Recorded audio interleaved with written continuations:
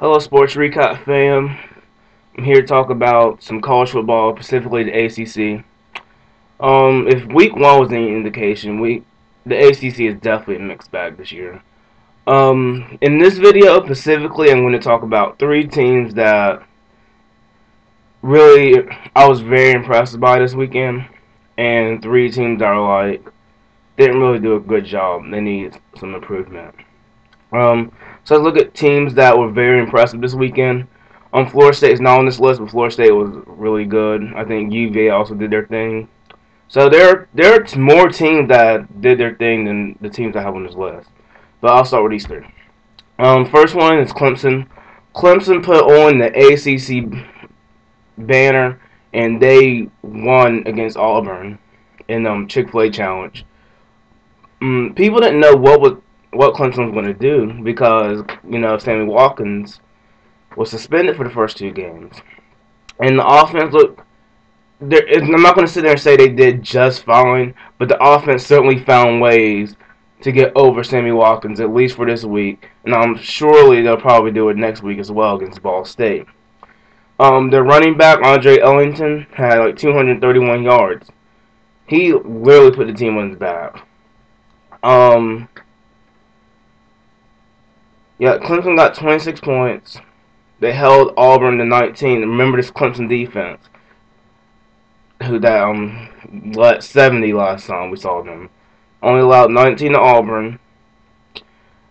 Taj Boyd looked decent. So, and nobody's talking about this because everybody's talking about Clemson and how well they did. But this is the first ACC win in the Chick-fil-A Challenge. So, that's a big deal. Number two team to be very impressed by is North Carolina. And y'all can call me homers, whatever. I was very impressed with our team this past Saturday. Of course, it was the debut under Coach Fedora, and we had a 62-0 win over Elon. The offense looked really good. Much more excitement in the offense than I've seen in the past few years. Defense swarming to the ball, and has Fedora promised game-changing plays on special teams. If you need to see that Geo punt return, you need to see punt returns in general from what happened Saturday. Granted, this is against Elon, but a Bush Davis coach team would not have beaten Elon 62-0. When we play teams like Elon under Bush Davis and coaches of the like, we're lucky to get over 40 points. And those are the only times we get over 40 points. Versus under Fedora, I have a feeling that if a defense is not up to par when they play us, we're probably going to be over 40 a fair amount of times. I liked exactly what I saw with this team. So I would watch out. Of course, we'll see what Carolina does for this week come Wake Forest. But week one's in Easton, and it's going to be a good season. Third team to be excited about, Duke, ironically. Duke thrashed Florida International in a game that many people struggle to pick Duke over Florida International in the first place. I think that when they played down in Florida, FIU gave Duke quite a challenge. So Duke's offense was very efficient. Renfrey found a very capable target in Connor Vernon. I think he had 180 yards receiving. And their defense allowed a ton of yards, but their defense got stops when it mattered. It was a 20-point win. So Duke's doing something right. Their next opponent is Stanford. Stanford did beat San Jose on some last-second field goal, but Stanford's clearly not Stanford that we're used to seeing under Andrew Law. So I wouldn't count Duke out. Of course, I can honestly be humbled and watch Stanford blow Duke out. But I think Duke has a chance this year. Let's get to three teams that I was not impressed by at all. First, NC State. Friday night, people were either watching the Michigan State-Boise State game, which turned out to be fairly boring, or they were watching the Tennessee-NC State game, which was very exciting. There were fireworks all over the place. There was lots of offense. Here's the funny thing. When we ended last year, everybody thought that NC State was going to be top 25 caliber. When we came into this year, NC State was not ranked on any polls. The media was right. They were not buying state. They were not buying state like that. The offense was stagnant on drives when they saw blitzes left and right. Tennessee called so many blitzes, and the offense looked like a mess under pressure. We saw Glennon under pressure. He threw 4 picks. 4 picks. And the defense, your star on defense got burnt twice. Your little pick machine, David Emerson, Tennessee threw right at him. They weren't scared of him. And what happened? The dude gave up 2 touchdowns. I think people got the blueprint on state, at least offensively.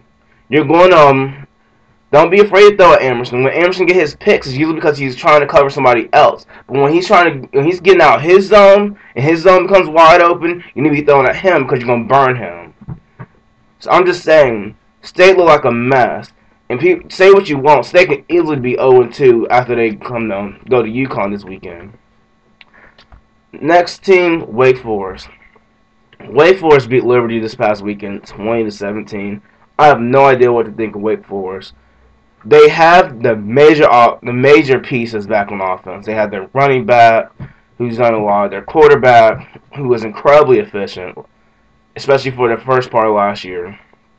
The problem with their offense is their O-line, because I think they have a lot of new starters on their O-line, and their O-line didn't do anything. They did not create any rushing lanes for the running backs. I think Wake only rushed for like 98 yards or something like that. And they say they only allow like 1 sack. But the truth is, Carolina swarms to the ball, and a lot of teams in the ACC like to swarm, and if your O-line's not getting it done, you're in some trouble. Wake is not a team that can rely on their defense to win games. Wake is no Virginia Tech. Wake's going to have to score some points on offense, and their offense has not looked that impressive. We'll find out more about Wake this weekend, but they are not looking good. Third team, Georgia Tech. The triple option was Virginia Tech had all these weeks to prepare for it, and their defense looked really great. But on the flip side, Georgia Tech did not have their wrinkles for the offense did not look good at all. They looked better passing the ball than they did rushing the ball. And that's not good for a Paul Johnson coach team. Paul Johnson likes to control the tempo. He likes to get the chew the clock. And his team was forced to many 3-and-outs. Luckily for Paul Johnson, Virginia Tech was also going 3-and-out, 3-and-out, 3-and-out the entire game Monday. So Georgia Tech had chances down the stretch. But against more offensive teams in the league, like a Clemson, that's not going to cut it. Because before you know it, you're going to be like 2 or 3 possessions down, and your offense is horrible for coming back in those type games. Yeah, there are 5 teams I think that come off byes for Georgia Tech, so that doesn't help their case at all. They're going to have to figure something out, because they're going to want that ball as much as possible, or they're going to really be losing a bunch of games this year. Offense needs to be more efficient, and like I said, Paul Johnson is also like Jim Grove. Their teams cannot rely on defense to win games. You don't see PJ winning many one-possession games. Aside from like the 2 against us in the past couple of years, I think most of his wins or losses are like 2 possessions or more. So, yeah, they're going to definitely have to get it done offensively and not just rely on their defense for 1 possession. That's all I have to say. Honorable mention goes out to Virginia Tech's defense. Looked really, really great. They say Virginia Tech's offense is behind. Logan Thomas is really good, but he's not going to be able to do it all. Because Georgia Tech was throwing blitzes at him, and that seemed to work. Also, honorable mention, Florida State. Florida State did their thing down in Tallahassee. I think a lot of their people came back, so that was to be expected. That's all I have to say. Miami and BC will be interesting. I'll talk to y'all later.